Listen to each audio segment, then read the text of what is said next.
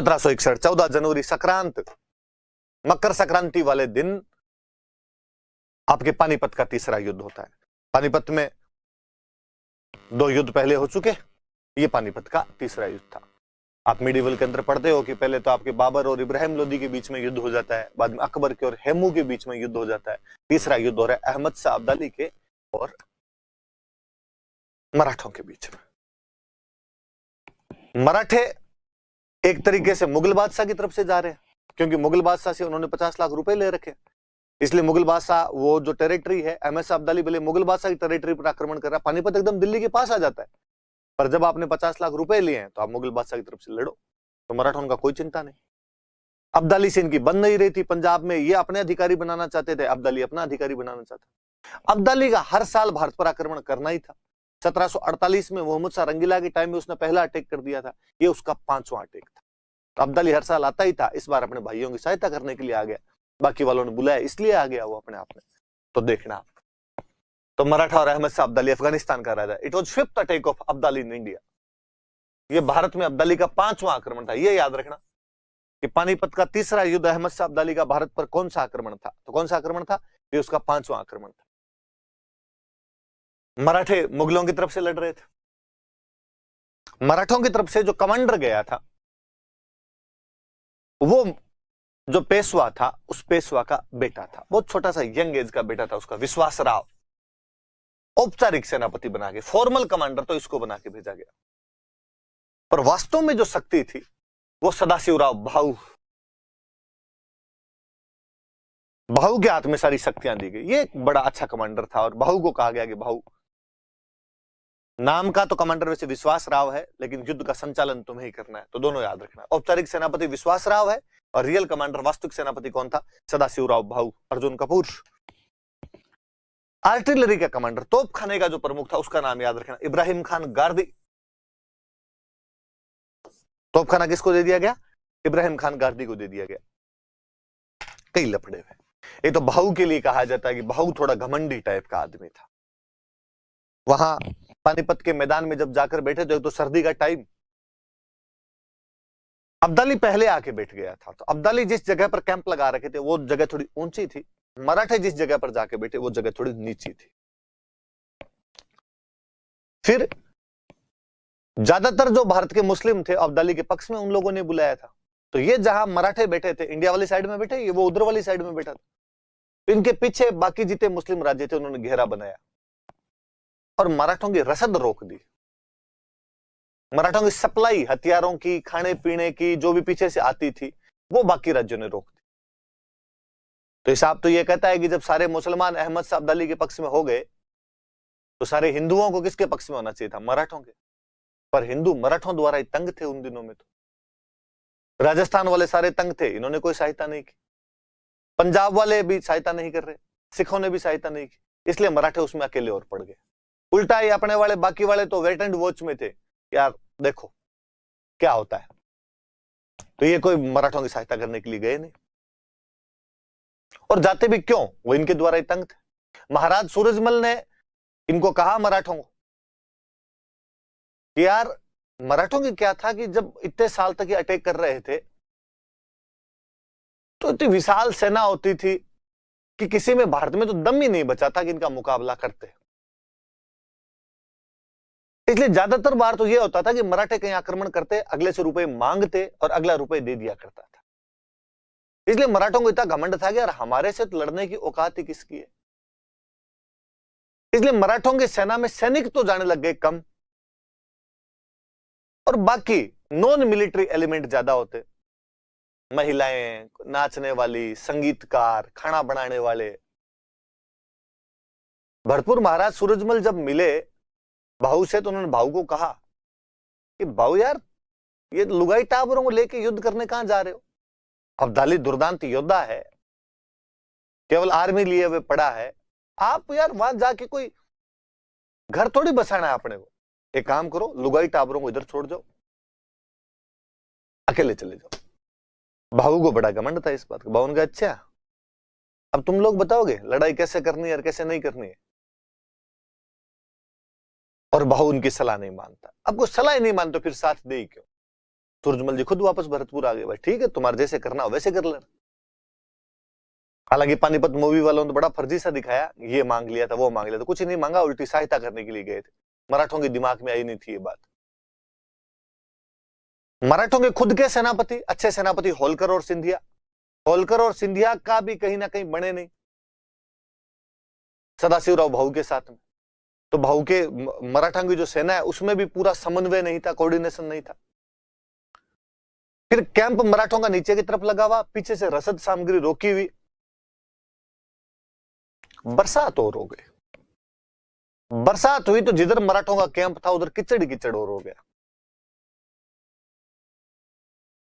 Finally हालात ये हुए, अनाज चारों तरफ से आना हो गया बंद, घोड़े मरने लग गए, सैनिक मरने लग गए बिना युद्ध के। भाऊ युद्ध करने की अनुमति नहीं दे रहा, भाऊ देखे कि थोड़ा वेट एंड वॉच देखते हैं। तो सैनिकों ने आके भाऊ को कहा कि भाऊ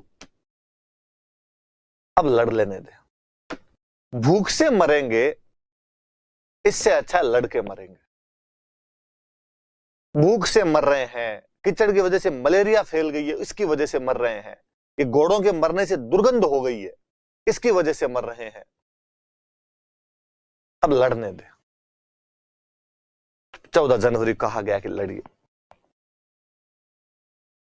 मराठों का तोप खाना और इस कीचड़ के अंदर फंस गया। इब्राहिम खान गार्दी अपने उन भारी तोपों को निकाल ही नहीं पाया था। निर्णायक रूप से मराठों को हरा दिया गया था। शायद ही महाराष्ट्र का कोई परिवार बचा होगा जिसका कोई व्यक्ति इस युद्ध के अंदर शहीद नहीं हुआ होगा। हालांकि अहमद शाह अब्दाली को भी खूब ही नुकसान हुआ, वो युद्ध तो जीत लेता है लेकिन वह भी आगे नहीं बढ़ पाया। फिर युद्ध जीत के बेचारा चुपचाप उधर पंजाब में अपनी लूट मार कर कुरा के उधर चला गया था। हालांकि एक बहुत बुरा हुआ कि मराठों के जो महिलाएं और बच्चे थे वो घेरे के अंदर फंस गए और कहते हैं अहमद शाह अब्दाली उनको ले गया था। ये बाहर वाले आक्रांता जितने आते थे इनका टारगेट ही महिला और बच्चे हुआ ही करते थे। हमेशा महिलाओं बच्चों को उठा के लेके जाना वो होता ही था। वो भारतीय संस्कृति को समझते ही नहीं थे, भाई यहां महिलाओं बच्चों का भी सम्मान होता है कि युद्ध में इन्हें नहीं मारते, ऐसी कोई बात ही नहीं थी। अभी जो थोड़े दिन पहले युवराज सिंह वाले पापा योगराज सिंह विश्वमन कर रहे थे तो बोल रहे थे कि हिंदुओं दी कुड़ियां नु अब्दाली टक्के टक्के च लेके गया सी, इसी की बात कर रहे थे। मुझे लगा कम से कम इन्होंने एक सच्चाई की तरफ इशारा तो किया। खूब गलत बात थी, ऐसा नहीं बोलना चाहिए था, पर आपने बताया तो सही कि अब्दाली कितना बुरा था, उसने क्या कांड किया उसकी तरफ तो इशारा हुआ कम से कम। तो पानीपत के तीसरे युद्ध में मराठों को भयंकर तरीके से हरा दिया गया था। विश्वासराव, सदाशिवराव भाऊ सब मर गए थे। वो मस्तानी का बेटा शमशेर बहादुर इस युद्ध में बहादुरी के साथ ही लड़ता हुआ मारा गया था। बहुत शानदार तरीके से लड़ा था वो भी इस युद्ध में। कहते हैं पेशवा के पास तो समाचार तक नहीं पहुंच रहे थे, इतना पीछे जो बाकी अफगान थे उन लोगों ने घेरा बना दिया था। कोई एक बंजारा समझते हो आप, सामान बेचने वाला, कोई बंजारा उधर पूना की तरफ गया तो पेशवा ने पूछा उससे कि यार हमारे वाले युद्ध करने के लिए गए थे, क्या समाचार है। बंजारे को बड़ा आश्चर्य हुआ कि पेशवा को अभी तक पता भी नहीं है कि हम भयंकर तरीके से हार गए हैं। पर बंजारे को लगा यदि मैंने अब बता दिया तो पता नहीं क्या रिएक्शन हो बंदे पे अचानक ये सुन के सब। तो कोड वर्ड के अंदर बोलता है कि 2 मोती विलीन हो गए, 2 पर्ल डायमंड आपके विलीन हो गए, समुद्र में मिल गए वापस। कहने का मतलब था तुम्हारे दोनों कमांडर विश्वासराव और सदाशिवराव भाऊ मारे गए। 22 सोने की मुहरें गायब हो गई है, मतलब 22 और अच्छे अच्छे कमांडर तुम्हारे मरे हैं। चांदी और तांबे की तो गिनती भी नहीं की जा सकती। सैनिक तो कितने मरे हैं गिनना संभव नहीं है। पेशवा को इस समाचार को सुनकर हार्ट अटैक आ जाता है। पेशवा इस समाचार को सुनकर ही मर जाता है।